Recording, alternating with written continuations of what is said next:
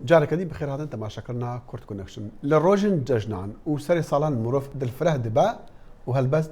دست ذكري دبا جبو كرينا تشتي نو وكلو بالين نو ينصالي افجال الروجن داويا 2015 تشل جسادي جي امريكان رو كرنا بازاران بو كرينا جلو برغان وكلو بالان نيفا صدو 23 مليون خورتين امريكا در دكافن بازاران وحفتي جسادي جوانا دياريان دكرن جبو في ورزي صالي هر خورتكي برجاء بين صدو حفتي دولاران خرج كريا لي مالبات بدليفه دبينين ناف ماليا خوان نو بكن لدمش كاندنا بهاي كلو بالان لخو اگر یکی پی دی وی با عاملك الکترونیک هبتن اوا خرجیاوی زیاده دبا لگوری راپورتان 61 جسادی جبکران بری دست بکرنا ورزی کرینا داویا سال دست بکرینا پی تیوین خو کربو پرانیاوان بریکا انترنتی یانجی لسر اونلاین و افصال کرینا بریکا تلفونا 120 جسادی جرجیا بار زیاده کربو هر چاوا جبو كرينا بي تيفيان كسو مالبات انجي لفي مهي قالك سرنج راكيشة لأمريكا قالوا تشما جبو تيجهشتنا لفينين بازرقانيوين آبوريجي ام لأمريكا ما بريز آزاد زندي شارزاي آبوري برسين آبوري ميفاني برنامج كريا كاكا ازا زور بخير بي زور سپاس من جاري كمية كبيتا ميوان مان حزدك سكاني تو ديكمو ممنون. شكرنا جناب لبو بابتا زور آبوري سپاس كان لك. اب ورزي كاستان لم رجعنا هاي لأمريكا كاشتيكي زور سرش راكيشة جياواز لا دنيا خود زاني لا ججنا كانوا بونا كان دا دولاتان نرخي شتوما برز دبيتوا كشليرا نزم دبيتوا اما تش ديار ديكا بخوا ام هوليدي سيزون هيك معلومات بسيطه لباوتي بدين دسي بيكات لروجي جمعه كانت دواي روجي شكر گزاري بله كوتاي مان جيانز بله كوتاي مان يانزا تا اخر مان دوانزا تقريبا ما نكشي لم كاتا امصال تخمين وهي تقريبا 630 مليار دولار فروش كريت يعني تقريبا لصدى شوار لباركه زياتر 630 مليار 630 مليار بله مليار دولار لباركه زياتر لم 630 مليار تقريبا صد ملياري لاونلاين اونلاين اي فروشين لم كاتا شركات امازون كدعايه بوكين شركه امازون لقشتي زياده فروش هر خوي تانية تقريبا 36 مليار دولار فروش يعني ام جماران تشي يعني بيمبري ام جماره قوريه ام جماره قوريه زور قوريه راسك اتوانين بلش 630 مليار بقي سي جار اقتصاد العراق همو اقتصاد العراق يكسال سي برابريه يا اقتصاد ايران وعراق بيكو بيكيت اما نابت 630 مليار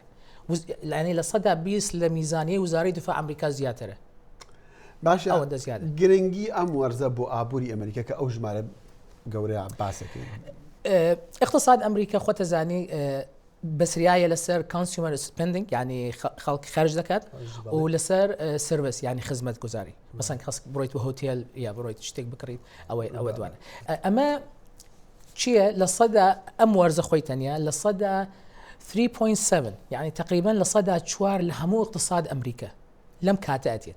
هر ام كات خوي تانية يكمن لصدى شوار لهمو اقتصاد امريكا تقريبا هيجد تريليون دولار لصدى بيسبنج لاقتصاد همو دنيا امريكيه لصدى شواري هر ليك مانيه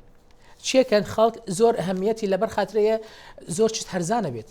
لصدى 20 تا لصدى 50 هرزانه بيت جا خلق زور هي شاروانه كان لم كاتش تكرن هديه كرن شرط شنو هديه شبه بوخه كرن همو لبر خاطريه تنزيلات كرن اشتكى هرزانه كرن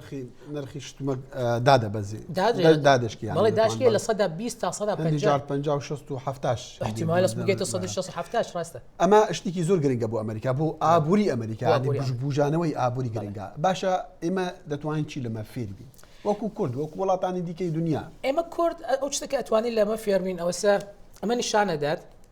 كاقتصاد بازاري ازاد يعني فري ماركت براستي باشا ايش كان سركوتوا يعني اثباتي كرشتكنيه بس يعني لناحيه النظري بلاي اهميتي اللويه ايمي كورد يعني ناخش بلاين بلام لكاتي جشن نوروز بي جشن رمضان بي جشن كانتر بيت هموش تقرانه بيت هموش تقرانه بيت اما خلق لو كاتك بيوسي بتشته قرانه بيت اما اتوانين قليب كاين لبازرقانه كان بلاين بو اكارا كان طبعا لناحيه اخلاقيه ما عيبه اكارا كان خلق بيوسي بتشته وقرانه كان لكن زياترين قلي ابي لحكمه بكريت شون هموش تيك لكردستان اقتصاد لكردستان دس حكمته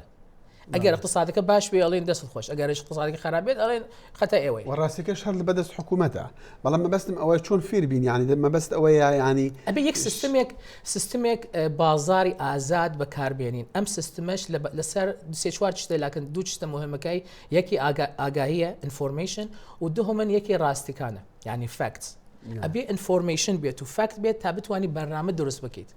بەرنامە دروست بکەیت کۆمپیتیشن نەبێت وەختە بزانیت تەڵەب هەیە اوكي تو لەجاوە قیمەتەکە زیاد بکەی نە هین زیاد بکە سوپلای زیاد بکە ینی شت کەلوپەل زیاد بکە زیادی بکە نرخەکانی دابەزرێت زیاتر ئەفرۆشیت خەڵک زیاتر ئەفرۆ قانجازی زیاترە بێ قازانجی بازرگانە زیاتر دەبێ و قازانج بۆ ئابووری وڵاتەکە ئابووری وڵاتەکە زیاد دەبێ خەڵکش زیاتر ئەتوانیت شت بکرێت ئەمە چیەکەی لێرە ئەمە لێرە ئەتوانیت بڵێت